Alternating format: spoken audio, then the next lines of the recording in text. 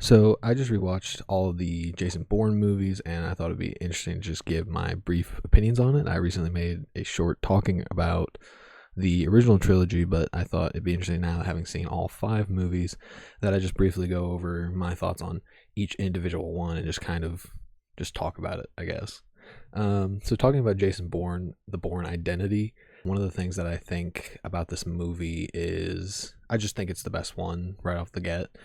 I think that when you talk about all the Jason Bourne movies, all the ones that people like, the ones that have the highest ratings, like the Bourne Ultimatum is the highest rating on Rotten Tomatoes out of all the movies. But I think the Bourne Identity is actually the most solid one. I like the narrative the most. I like the action the most. I think the action is probably the most well done action throughout every single movie. And when I talk about action, I just mean the hand to hand combat, I think, is the best out of all the movies. I also think the car chases are really good. But that being said, I think all the car chases in every movie are like the one consistent thing that is just good in every single movie. And I also think this is just a movie that really showcases the range of Matt Damon. Like, I think Matt Damon is a really good actor. Obviously, before this, he did Save Private Ryan, he did The Good Will Hunting, and I really like both those movies, and those are both really good movies. But I think in terms of what this does for Matt Damon, it really allows him to shine as a character actor, and I think that really shows its prevalence all throughout the movies, obviously except for Legacy, and obviously except for Jason Bourne, the most recent one. Transition. Anyway, basically what I wanted to also talk about is just the fact that I think narrative wise, this movie above a lot of the other movies is just the strongest in terms of the amnesiac super spy assassin who learns that he's super badass and cool and does all this other cool shit to really like maximize it. I think it's the best in the Bourne Identity. I think it comes into play in Supremacy, and it works really well there. By the time you get to Ultimatum, it doesn't really matter anymore because we obviously get to the origin of Jason Bourne in that movie, and it all comes to a head. So I will say what I like is that throughout each of the original three movies, the amnesiac part of Jason Bourne's identity is present all throughout these movies. Now, going into Supremacy, I think Supremacy is a pretty decent movie. I think it's almost just as good as the original movie. I will say I did not expect them. I expected it, but I did not expect it to actually go through with them killing his girlfriend, Marie.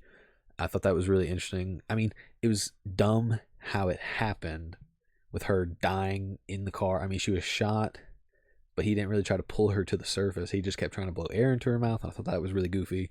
But the whole rest of the movie was fine. The opening car chase was really nice.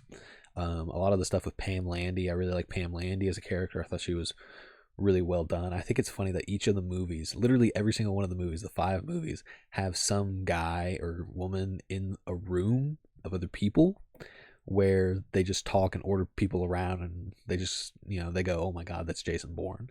Or, oh my God, we got to stop Jason Bourne somehow. And Pam Landy is probably my favorite of those because she actually remains a relevant character throughout the remainder of the series.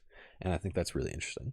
Getting into Ultimatum, I think Ultimatum, I can see why people think that Ultimatum is probably the most well-rounded of them. It's actually pretty impressive that a movie that's the third in a trilogy would be as good as it is as Ultimatum. And Ultimatum's a fun ride. Again, it has really good chase scenes, like the motorcycle chase scene. I thought that was really well done. But this is the movie where I actually started to realize that Paul Greengrass, who is the director of Supremacy, Ultimatum, and the Jason Bourne movie from 2016, the action directed by Paul Greengrass is probably some of the worst cinematography for any action movies, because it's really around Ultimatum that I start to notice that the shaky cam is just insane. The shaky cam is literally just shaking the camera around, going crazy every time there's an action scene. I think it's absolutely ridiculous and silly, and it really takes me out of the moment, because whenever I look at the original Bourne Identity movie, they didn't really have that problem to such an extent. I can think of several action scenes in the original Bourne Identity movie that were very down to earth, and it's because it was done by a different director, Doug Liman.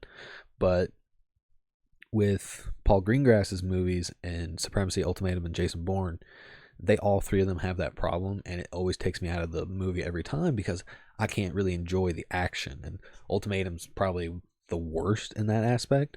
Getting into probably obviously the weaker movies of the five, we've got Legacy coming up. Legacy is very interesting because it does something very bold in that it attempts to be a sequel slash reboot of a sort to Jason Bourne, to the Bourne Ultimatum, and it does so by focusing on a different assassin slash super spy, whatever, played by Jeremy Renner, which is very interesting. It's basically what happened to all the other programs and assassins and assets that Jason Bourne and Pam Landy had essentially exposed at the end of Ultimatum. And I think it's really interesting, like as a concept, that really opened the door to what we could do with these movies. That being said, I think the whole idea of them being like super soldiers, all that stuff, not really relevant, doesn't really come into play. I think ultimately speaking, the chemistry between the two leads isn't really that great. Jeremy Renner is fun, he's compelling, he's charismatic, he kind of carries the movie on his back, which you'd expect. But that being said, there's not really much else to the movie that really is compelling, so to speak. I think the thing that really surprises me the most about this movie is that there's really no resolution. There's no resolution to the movie. Once they get to the end of the movie and they viral out the last piece of the puzzle that they needed for Jeremy Renner's super soldier serum, his name's Aaron Cross in the movie, but it's Jeremy Renner. Once they viral out the intelligence part of his super soldier serum or the pills or whatever it is, it basically gets to a point where the movie just ends, like he just goes off into the sunset with Rachel Weisz and that's it. It's very interesting how that happens because if you think about it, nothing really changed. The programs all still shut down. The CIA and NSA and all those different government organizations, Operation Outcome, nothing changes. They all still shut down. It's just that Jeremy Renner makes it out alive in the end. But nobody comes after him. There's no intention for a sequel. There's no sequel bait when it comes to that. I feel like the only sequel bait that they set up is that you could potentially focus on other assets that made it out of the scuffle alive. It's really hard to say. And to be fair, the action is actually still pretty good. I actually still like the action, except I also feel like the action is very middling. Like there's not that much of it. But I will say that the final motorcycle chase throughout the end of the movie is probably one of the best, if not the best, chase scene throughout these movies. And I've already said the chase scenes are actually really good in these movies. So then getting into the final film, Jason Bourne. I just watched this one. I just finished it today. And I'll just say this, that I think it's a pretty decent return to form for a Jason Bourne movie. And somehow they were able to still squeeze out some mystery, some kind of direction for Jason Bourne, the character, to go that I didn't think was going to be possible for them because we had already done everything. Ultimatum had already been the ultimatum. It was the ultimate precipice for where Jason Bourne could possibly go in terms of the amnesiac aspects of his character. So I was really interested in how Jason Bourne, the movie, was able to squeeze what was left out of that nut and really make the most of the project that they were making.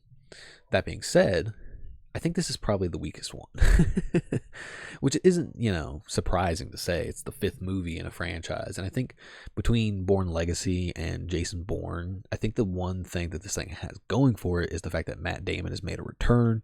It is a return to form, like I already said, for the franchise.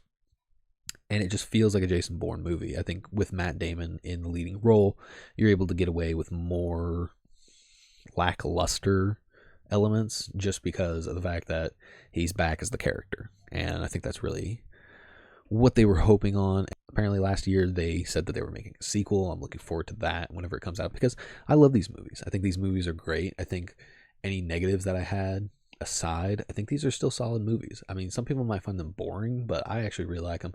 Like I said, I think Bourne Identity is the best. If I had to rate them all, just right now off the top of my head, I think it would go, 1 through 5 as is. You know, I'd probably put Jason Bourne and Bourne Legacy on the same tier, and then Ultimatum, and then Supremacy, and then obviously Bourne Identity. I think it's the strongest one, but that's gonna be it for me. So see ya.